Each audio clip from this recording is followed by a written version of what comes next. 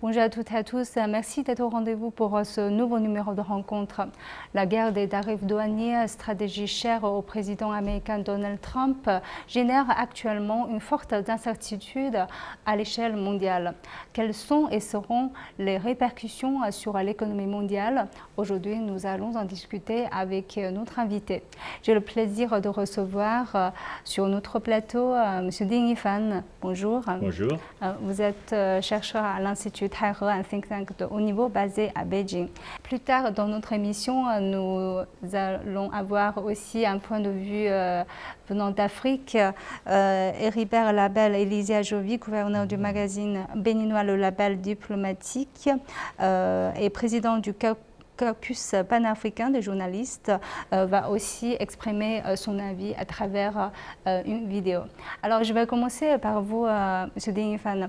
Alors, quel regard portez-vous sur les guerres de tarifs que le président Trump a menées jusqu'ici? En fait, je pense que d'une certaine manière, cette guerre de tarifs est une espèce de campagne pour faire un peu plus de bruit à l'intérieur du pays et sur la scène internationale. En fait, jusqu'à maintenant, il commence à théoriser le monde. Disons que je vais utiliser l'arme de tarif pour forcer à nous suivre, etc. Mais en fait, les soi-disant accords qu'il a réussi à conclure avec les pays, à part le Royaume-Uni, les autres accords sont des accords, disons, plutôt oraux. C'est-à-dire qui ne sont pas, ont été signés vraiment entre les gouvernements, etc., vont être appliqués tout de suite. Donc ce sont des engagements oraux.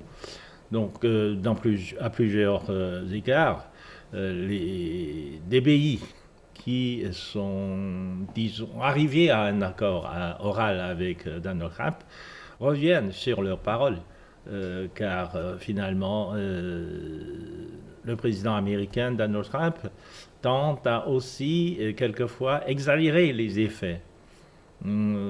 Si bien que beaucoup de dirigeants ont dû éclaircir leur position, leur point de vue quant à la négociation commerciale avec les États-Unis. C'est vrai que j'ai vu qu'à un moment donné, il a envoyé des lettres au milieu de la nuit à des dirigeants en disant que voilà, il faut faire ceci, cela. Et les dirigeants de plusieurs pays ont dit qu'ils ont été choqués, ils ont été, entre guillemets, comme vous dites, terrorisés par tout ça. Comment expliquez-vous tous ces genres d'actes? Je gère pas le pays par la machine étatique. Généralement, les relations officielles, diplomatiques entre les pays sont conduites par les diplomates professionnels. Et puis, les contacts ne sont pas aussi facilement. Alors que Donald Trump n'était pas un homme politique ordinaire. Il est sorti d'un homme d'affaires. Donc, il traite les affaires d'État à État comme les affaires commerciales. Comme il envoie un message à un dirigeant d'autre pays, et il avait fait ça. Il avait l'habitude de faire ce genre de choses avec ses partenaires commerciaux aussi.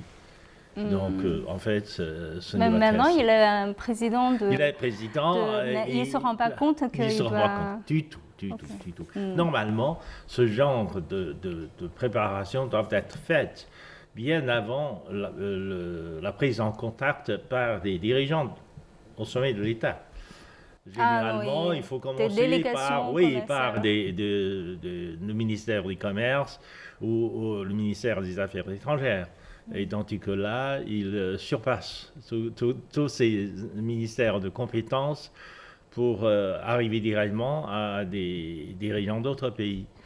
Alors que cette fois-ci, le président américain, Donald Trump, dépasse de loin ses compétences. Il le fait au nom de l'état d'urgence économique, car dans la Constitution américaine, il y a une clause qui dit qu'en cas d'état d'urgence, le président peut prendre des décisions et puis, normalement, ces décisions doivent être approuvées par la suite par le Congrès.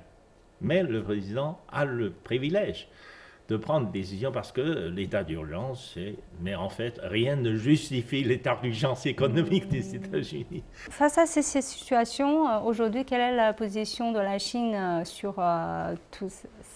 La Chine est plutôt patiente. La Chine est patiente. La Chine n'est pas terrorisée. Contrairement à beaucoup de pays du monde, la Chine n'est pas terrorisée du tout. La Chine garde son sang-froid. La Chine négocie avec les États-Unis. Il y a eu 3 négociations. La première fois à Genève, deuxième fois à Londres et troisième fois à Stockholm. Donc finalement, on pense qu'il est utile de maintenir le contact et de négocier les choses dans les détails en profondeur, mais rien n'est vraiment sorti. Rien n'est vraiment sorti. Donc le président Trump continuellement prolonge les termes provisoires.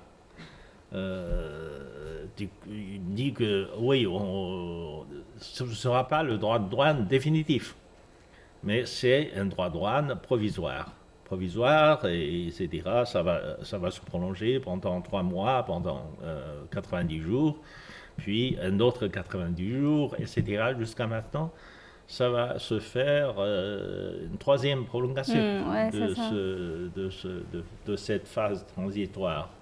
Mais finalement, on n'est pas très pressé. Parce que on pense que ce n'est pas la première fois que le président Trump a lancé cette guerre de tarifs contre la Chine. La première fois, c'était en 2018.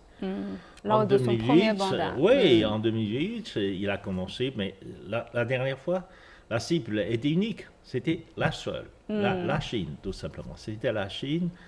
Les États-Unis visaient la Chine, relevaient le taux de douane rien que contre l'importation chinoise. Mais l'élévation de droits de douane n'a pas résolu le problème.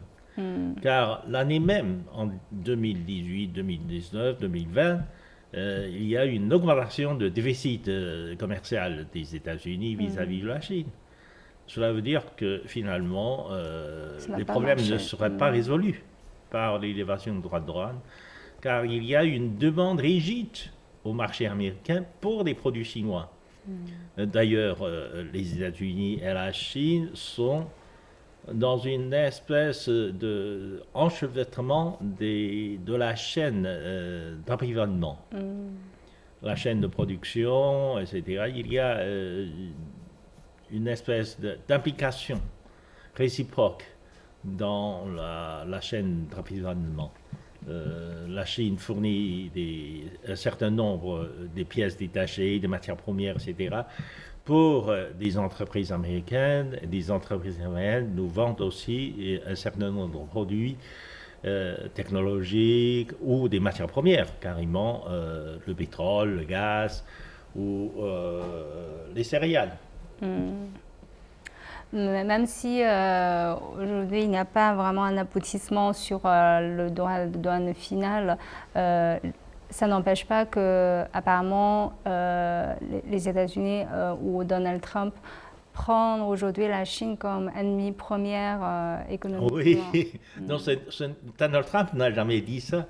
C'est l'opinion publique américaine, c'est les stratégistes, les spécialistes des relations internationales qui disent que la Chine est en train de devenir l'adversaire principal des États-Unis, pour ne pas dire l'ennemi. Ils n'ont pas encore utilisé le terme ennemi, mais ils ne cessent de dire que la Chine est l'adversaire le plus redoutable des États-Unis sur la scène internationale, et que les États-Unis doivent confronter la Chine dans tous les aspects, y compris dans le commerce, bien sûr. Et vous avez été pendant longtemps journaliste en Europe, et cette fois, on voit qu'après la signature de l'accord entre l'Europe et les États-Unis, on voit apparemment que l'opinion publique en Europe a été vraiment scandalisée. Mais il y a 2 courants. Il y a un courant qui pense que oui, cet accord est presque une humiliation. Et puis l'autre courant qui dit que c'est pas bien, mais c'est le meilleur qu'on peut avoir. Quelle est votre opinion là-dessus? En fait, oui, mais c'est toujours comme ça. L'Union européenne, c'est toujours très divergent. Mais cette fois-ci, dites, le marché est conclu par la Commission européenne et le président Donald Trump a provoqué vraiment un chaos. Ce n'est pas une confusion, mais c'est un chaos total au sein même de l'Union européenne. La réaction était quelquefois violente. Violente surtout vis-à-vis de la présidence de la Commission européenne, Madame von der Leyen. Certains hommes politiques européens, dans des pays européens, pensent qu'elle sacrifie les intérêts de l'Europe au profit de la Commission ou au profit de quelques groupes spéciaux. Ce qui est un jugement plutôt grave. C'est un jugement grave car si vous regardez le développement économique de l'Europe, la croissance du PIB, etc., depuis un certain nombre d'années, à peu près 10 ans déjà, l'Europe a un taux de croissance tellement faible que finalement tous les problèmes sociaux s'accumulent. Si on assiste à une émergence des forces extrémistes à la fois de droite et de gauche sur la scène politique dans tous les pays de l'Union européenne, c'est parce que l'économie va vraiment très mal. L'économie va très mal, le taux de croissance est stagnant, etc. Mais maintenant, avec des traités de commerce international tellement injustes vis-à-vis des États-Unis, eh bien, ça va aboutir à des conséquences désastreuses dans ces économies européennes. On a évoqué tout à l'heure que Donald Trump a cette habitude de dépasser toutes les règles et tout. Mais ça va avoir quel genre d'influence finalement sur l'ordre économique mondial dans l'avenir? Je ne sais pas, parce que Donald Trump a une telle personnalité qui se réjouit de ce désordre. Il paraît qu'il aime la déstabilisation de l'économie mondiale. C'est pour cela que, en fait, on ne sait pas. On ne sait pas d'où peut arriver, car si vous regardez le mécanisme de séparation du pouvoir, est tombé malade aux États-Unis. Personne ne peut empêcher le président Trump de faire quoi que ce soit. C'est pour ça que c'est devenu dangereux. C'est devenu dangereux dans le domaine commercial. Il fait n'importe quoi. Et les statistiques ne sont pas favorables à l'économie américaine. Car ce genre de guerre de tarifs pourrait aussi tuer l'économie américaine, comme l'économie du monde. Donc, ce n'est pas sûr.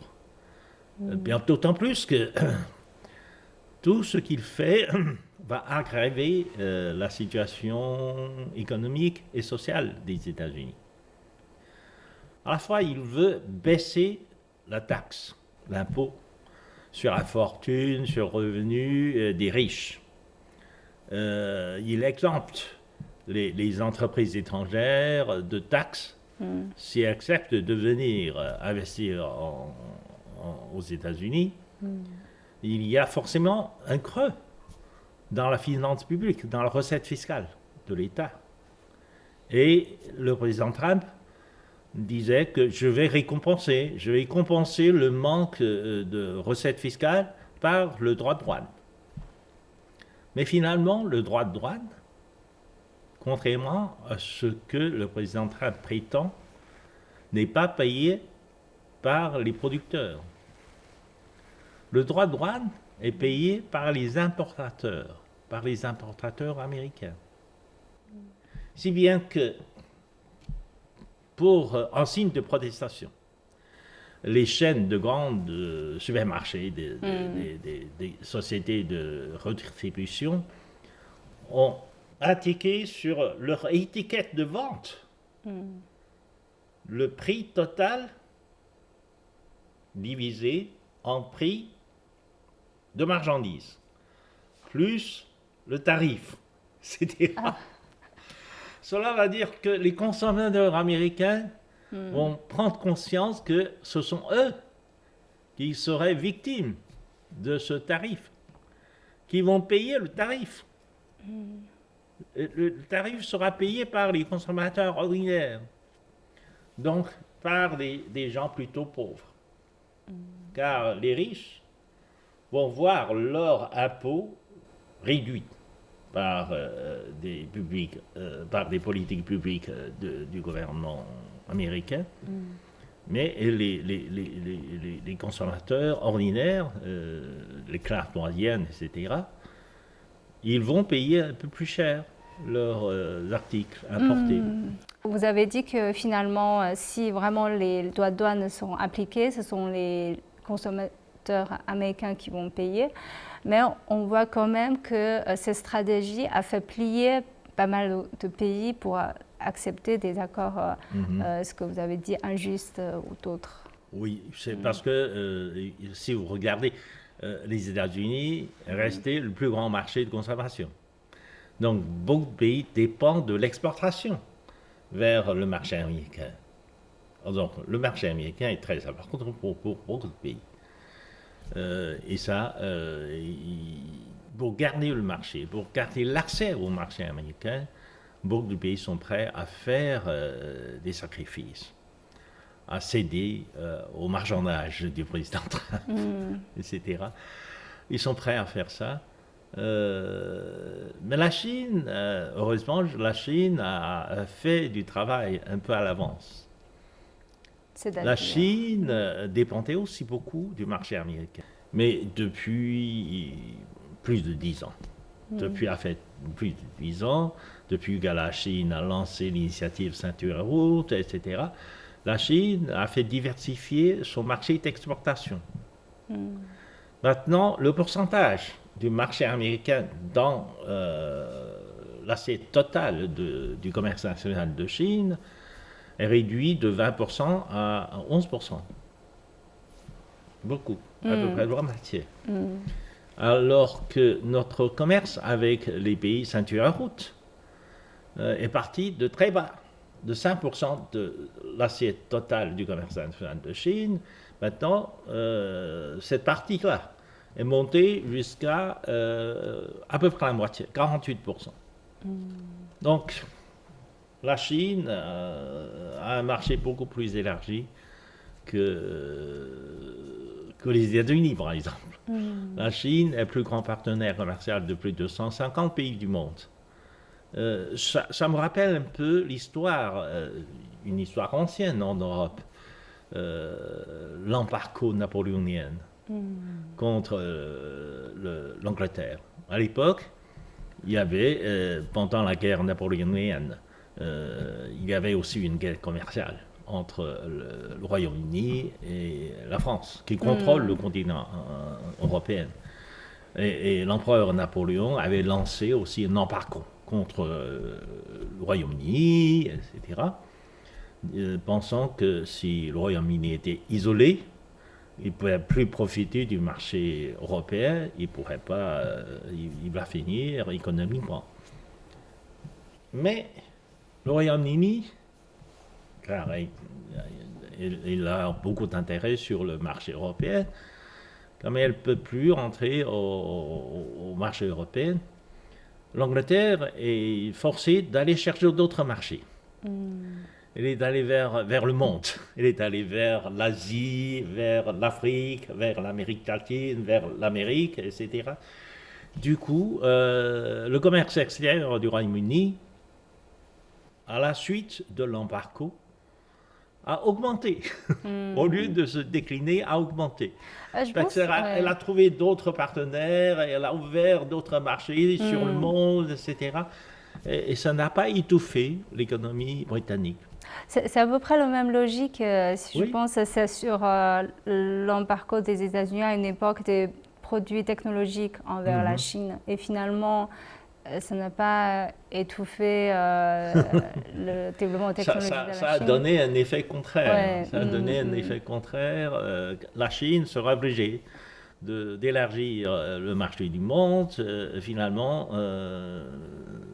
à la fin, les États-Unis seraient un peu plus isolés.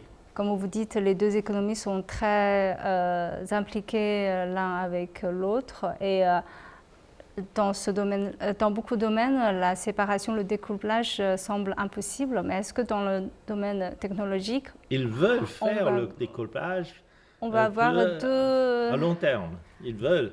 Ouais. D'abord, ils prennent des mesures pour se distancer de la Chine. Prenons ça comme un de-risking. Donc, ils vont continuer à agir de cette manière pour essayer de prendre des distances avec la Chine. Mais tout cela ne peut se réaliser qu'à terme de 10 ou 20 ans. Car la chaîne d'approvisionnement industriel a été tissée et déjà pendant plusieurs décennies, au moment de la mondialisation. Dans les années 90, au début du siècle, et puis maintenant, donc, il y a à peu près 20 ans, 30 ans d'accumulation. Donc, si on veut couper ce lien, cette chaîne d'environnement industriel, pour reconstruire une autre chaîne d'environnement industriel, ça prendra très, très, très, très longtemps. Donc, pendant ce temps, je pense qu'il sera obligé de s'appuyer encore sur la base industrielle chinoise, parce que la base industrielle chinoise est trop importante dans beaucoup de domaines. Alors pour analyser plus en profondeur cette problématique, nous avons aussi une opinion vient de l'Afrique. Ribert Label Élisée Ajovi, gouverneur du magazine béninois Le Label diplomatique et président du caucus panafricain des journalistes, nous a envoyé une vidéo dans laquelle elle exprimait son point de vue. Nous allons l'écouter tout de suite. La décision de Washington d'augmenter les taxes douanières a eu un impact sérieux sur l'économie mondiale et créé une dérégulation du commerce international. Ceci en contradiction avec les principes de l'OMC, l'Organisation mondiale du commerce. Les États-Unis d'Amérique en rapport avec l'Europe, en rapport avec l'Asie, même si un pays comme la Chine a pu facilement amortir le choc à cause de la diversification de son économie, malgré la situation actuelle, les prévisions par rapport au premier semestre 2025 ont été atteintes avec 5% de taux d'augmentation pour l'économie chinoise. Et si on donne un autre exemple par rapport au rapport entre la Chine et les pays africains, en termes de balance commerciale, on a un taux record de 300 milliards de dollars. C'est dire que malgré que le premier partenaire et en même temps adversaire des États-Unis d'Amérique, c'est la Chine, par rapport à la diversification de son économie, est arrivée à maîtriser le choc. Maintenant, quant à ce qui concerne l'Afrique, la décision de Washington d'augmenter les taux douaniers a eu un impact sérieux sur, par exemple, le textile, l'agriculture, mais également l'industrie manufacturière, où il y a une baisse de 20%. Également, cette décision de Washington a un impact sur des faveurs qui ont été accordées jusque-là à l'exportation de produits, notamment agricoles, de l'Afrique vers Washington, notamment à travers l'AGOA, qui sera révisée d'ici septembre 2025, et aussi par rapport à l'aide de Washington à un certain nombre de pays africains, l'administration du président Donald Trump a décidé de revoir cette aide-là, et tout cela constitue quand même un manque à gagner sur le continent africain.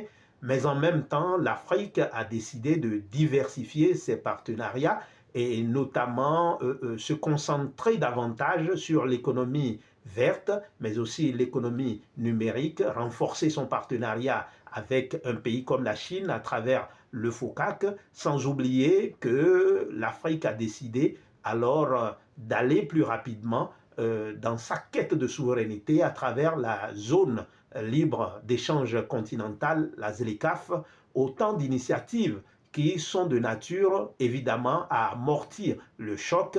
Et il faut dire que dans cette affaire, Washington a tort puisque le multilatéralisme est quelque chose de très important. Il faudrait que dans un village planétaire où les économies s'entremêlent, qu'il y ait des concertations par rapport à des décisions de ce genre. Et je pense qu'aujourd'hui, quelques mois plus tard, Washington a compris et on espère que désormais, ce genre de décision se prendrait de concert.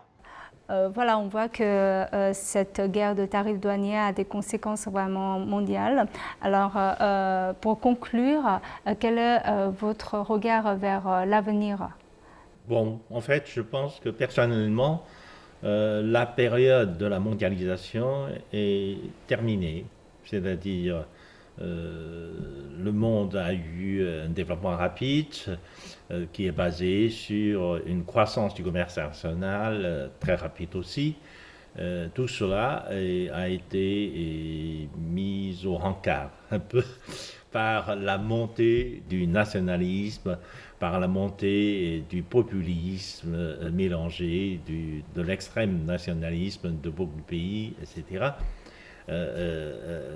En fait, la guerre de tarifs lancée par le président Trump ne reflète que partiellement cette tendance générale qu'on peut appeler anti-mondialisation.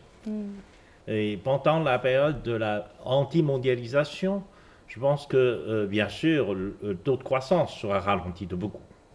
Donc déjà, les institutions financières internationales, le FMI, la Banque mondiale ont prévu que finalement, dans les années à venir, nous avons un taux de croissance mondial beaucoup plus ralenti par rapport à la période précédente de la mondialisation.